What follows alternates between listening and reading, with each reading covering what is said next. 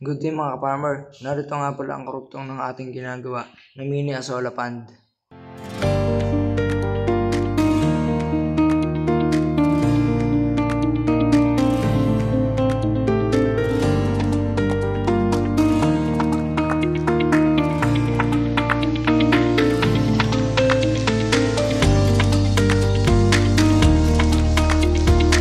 Pero bago ang lahat, habang hinihintay natin ang ating in-order na azolla, papakita ko muna sa inyo kung paano ang aking proseso sa pagpapakain ng ating alagang mga pato.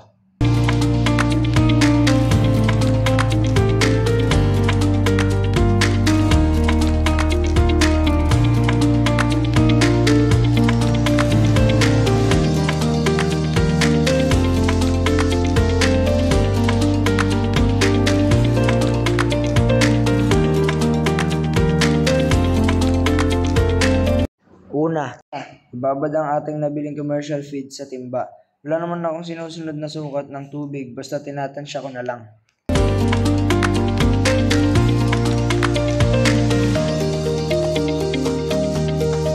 Hinahaluan ko din pala ito ng lutong kanin na para sa ating mga alagang aso.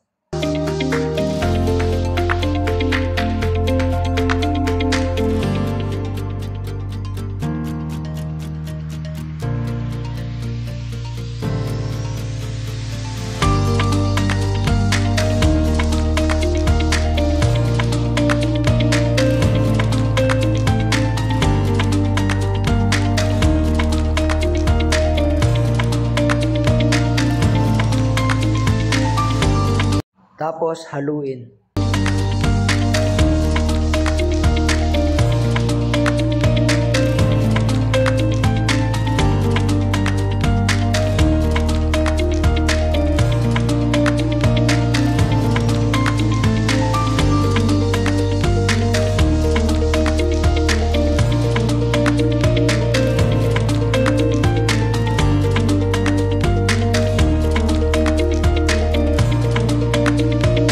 Ito na, pwede na nating ipakain mga ka-farmer.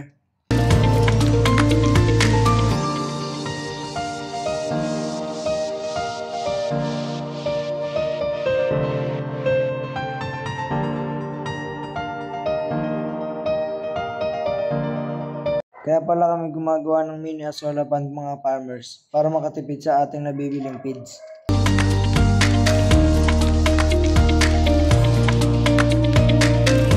Itong pag-aalaga namin ng patong mga farmers, hindi po ito pang negosyo, libangan lang po namin ito.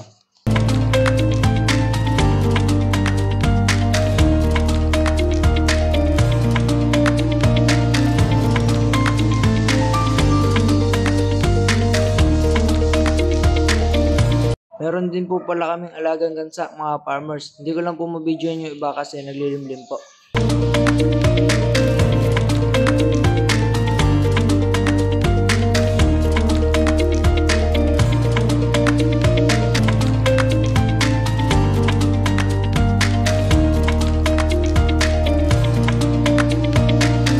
At ito na nga mga farmers, dumating na ang azolla natin.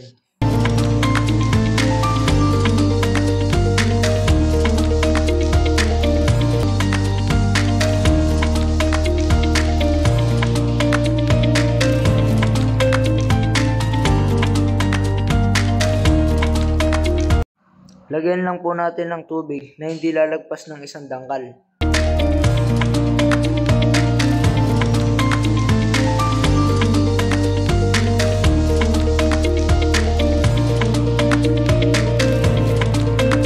Tapos ikalat na natin ang ating nabiling azolla.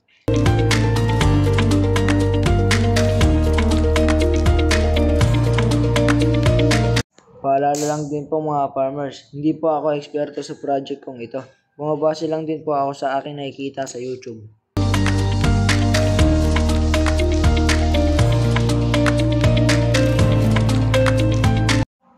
Bukas na pala ako maglalagay ng pataba mga farmers kasi gabi na. Cow manure nga pala ang ilalagay natin dito.